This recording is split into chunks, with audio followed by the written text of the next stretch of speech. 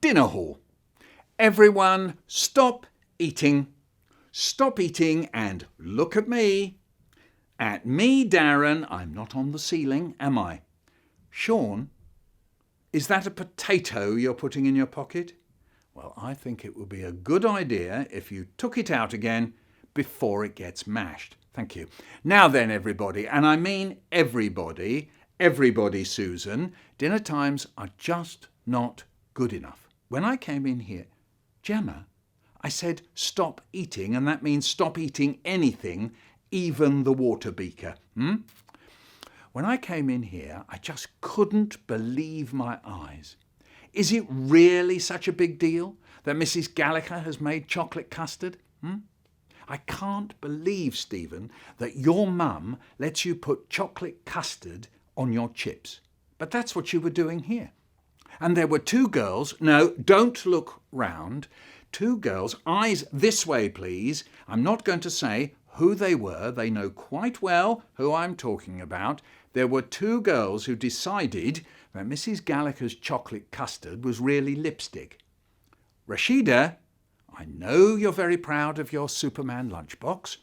It's not a bird, it's not a plane, it's a lunchbox, and lunchboxes don't fly, Rashida. They stay on the table in front of you. Hold it there. If I hear the rustle of another crisp packet, I will ban all crisps forever. Which reminds me, it's no secret, is it, that if you put a crisp packet on the floor and stamp on it, it makes a bang. So, football team, it's nice to see you all getting on so well together, but I'm telling you now, there won't be a football team if you try your let's jump on 11 crisp bags in a row joke again. But today, Darren, good, I've come off the ceiling, but I'm not outside halfway up the tree either. Eyes this way, please, this way. And today, you know what I'm going to say next, don't you? Yes, Zoe? No, I'm not talking about the fingernail you found in the ketchup. I'm talking about the noise. I said to you in assembly that it's okay for you to talk. But William, Abdul, Melvin singing "Come on you Reds" isn't talking. I'm also talking about the way we eat. Susan, tell me straight, did I or did I not see you sitting down with a dinner that consisted of 5 baked beans and a chip? Yes, I thought so. You must eat more, my dear. These dinners are very special, and Mrs. Gallagher works very hard to make sure that the food is good for you and tastes nice. So eat up and eat more, and Mark, that doesn't include you. Yes, Warren. No, that's true. None of the staff do eat school dinners, that's correct. We each have special reasons for that. Mark, where Mr. Holmes goes at lunchtime and what he eats or drinks is nothing to do with you. OK, so your dad goes there too. But that's between Mr. Holmes and your dad. Come and see me later. We'll talk about it later, all right? Now, those of you who bring sandwiches in, can I just remind you again that dinner time is not market day? I'm not sure, Samantha, that it was fair of you to swap a Milky Way for 1 Polo Mint. No, Samantha, I'm not getting into it now. OK, so it was 3 Polo Mints, but it's not the... OK, so if it was half a Milky Way... But I can't have this kind of... OK, so it was 3 Polo Mints and a flying saucer, but I can't have this kind of business going on in school. Yes, Rashida? Yes. I know his real name is Clark Kent. And so, to the matter of clearing up. Darren, I'm not in the cupboard. You know the routine. Leftovers in the slop bucket. Knives and forks in the bucket of water. Plates on the pile. Beakers on the trolley. Is that so very difficult? Why is it that every day Mrs. Gallagher finds leftovers in the beakers and beakers in the slop bucket? Could you please make a special effort to get that right? The beakers we can clean out, but the farmer who gets the slops says pigs don't like beakers. Right now, everyone, special effort and enjoy your dinner. Mart was my best friend. Mart was my best friend. I thought he was great. But one day he tried to do for me. I had a hat, a woolly one, and I loved that hat. It was warm and tight. My mum had knitted it, and I wore it everywhere. One day, me and Mart, we were out, and we were standing at a bus stop, and suddenly he goes and grabs my hat and chucked it over the wall. He thought I was going to go in there and get it out. He thought he'd make me do that because he knew I liked that hat so much I wouldn't be able to stand being without it. He was right. I could hardly bear it. I was really scared I'd never get it back, but I never let on. I never showed it on my face. I just waited. "Aren't you going to get your hat?" he says. "Your hat's gone," he says. "Your hat's over the wall." I looked the other way. But I could still feel on my head how he had pulled it off. "Your hat's over the wall," he says. I didn't say a thing. Then the bus came round the corner at the end of the road. If I go home without my hat, I'm going to walk through the door and Mum's going to say, "Where's your hat?"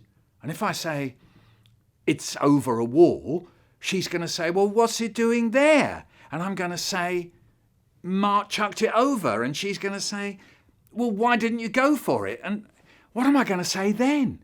What am I going to say then? The bus was coming up. "Aren't you going over for your hat? There won't be another bus for ages," Mart says. The bus stopped. I got on. Mart got on. The bus moved off. "You've lost your hat," Mart says. "You've lost your hat," Mart says. 2 stops ahead was our stop. "Are you going indoors without it?" Mart says. I didn't say a thing. The bus stopped. Mart got up and dashed downstairs. He had got off 1 stop early. I got off when we got to our stop. I went home, walked through the door. "Where's your hat?" Mum says. "Over a wall," I said. "Oh, what's it doing there?" she says. "Mart chucked it over there," I said. "But you haven't left it there, have you?" she says. "Yeah," I said. "Well, don't you ever come asking me to make you anything like that again. You make me tired, you do," she says. Later, I was drinking some orange juice. The front doorbell rang. It was Mart. He had the hat in his hand. He handed it to me and went. I shut the front door, put on the hat, walked into the kitchen. Mum looked up. "You don't need to wear your hat indoors, do you?" she said. "I will for a bit," I said. And I did.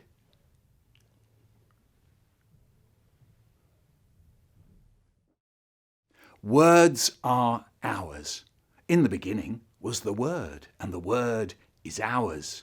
The names of places, the names of flowers, the names of names. Words are ours. Page turners for early learners. How to boil an egg or mend a leg. Words are ours.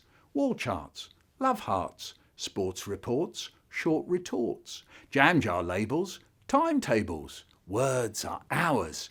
Follow the instructions for furniture constructions, ancient mythologies, online anthologies, who she wrote for, who to vote for, joke collections, results of elections. Words are ours. The tale's got you gripped. Have you learnt your script? The method of an experiment, ingredients for merriment. Waiting for your text, what's next? Print media, Wikipedia. Words are ours. Subtitles on TV, details on your CV. Book of great speeches, guide to the best beaches. Looking for chapters on velociraptors. Words are ours. The mystery of history, the history of mystery. The views of news, the news of views. Words to explain, the words for pain. Doing geography, autobiography. Arabian Nights, fighting for your rights. What to do in payphones, goodbyes on gravestones. Words are ours. Kaleidoscope. It's said that the great emperor of all emperors called for his wisest and cleverest people and told them to go away for 10 years to invent useful things. Whoever could invent the most useful thing of all would win 3,500 chocolate biscuits. 10 years later, there was a queue outside the palace of the great emperor of all emperors. One by one, people were asked in to show their invention to the great emperor of all emperors. One woman had invented windscreen wipers for spectacles. "Excellent," said the great emperor. "Very useful for when it's raining, but not a prize winner, I'm afraid." One man had invented square tomatoes. "Very good," said the great emperor. "Very useful for putting tomatoes in boxes, but not a prize winner, I'm afraid." One woman had invented a pencil that sharpened itself. "I like it," said the great emperor. "Very useful when you're too tired to use a pencil sharpener, but not a prize winner, I'm afraid." And one man had invented the kaleidoscope. "What's this?" said the great emperor. "You look through it," said the man. "Oh, it's a telescope, is it? Well, I'm afraid telescopes have already been invented. Hard luck. Goodbye. Next." "It's not a telescope," said the man, "but you do look through it." "Well, what's the point of looking through something that looks like a telescope but isn't a telescope?" said the great emperor. "You look through it, then you twist it and move it, and before you know what's what, you find yourself saying, 'Ooh.' Or on another day you might look through it, twist it and move it, and you could find yourself saying, 'Ah.' And I have to tell you this, sometimes people find themselves saying both 'ooh' and 'ah.'" "But what's the use of that?" said the great emperor. "I asked for inventions that are useful, not some stupid little thing that makes you make funny noises. Thank you and goodbye. Next." "Just try it," said the man. "Oh, if I must," said the great emperor crossly. And he picked up the kaleidoscope, he twisted it, moved it, and he looked through it. And when he saw all the colours of the rainbow glowing in there, and when he saw all those patterns changing over and over again, he said, "Ooh!" And then he said, "Ah!" And then as he went on looking through it and changing the patterns, he said, yes, it's very nice, but what's it for? Is it useful?" And the man who had invented the kaleidoscope said, "Well, if you think about it, it's very useful. People go all over the world to look for things like the Grand Canyon or the Eiffel Tower, so that when they see them, they'll say, 'Ooh' and 'Ah.' With this invention, you won't have to move out of your chair. And whenever you feel like a quick 'ooh' or a quick 'ah,' you take it out, look through it, twist it about a bit, and there you are."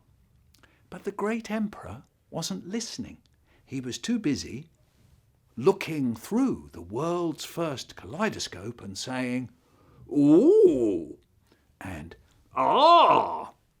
Later, much later, the man won 3,500 chocolate biscuits. Well, that's how the story goes. It may or may not be true. Introduction song. I'm going to use my feet today. Don't know who I'll meet today. I'm going to keep the beat today. I'm going to use my feet today. I'm going to use my eyes today. Look out for the lies today. Try to be wise today. I'm going to use my eyes today. I'm going to use my ears today. I'm going to have no fears today. Never mind the tears today. I'm going to use my ears today. I'm going to use my mind today. Leave bad things behind today. See what I can find today. I'm going to use my mind today. I'm going to use what I got today, how and where and what today. I'm going to use the lot today. I'm going to use what I got today.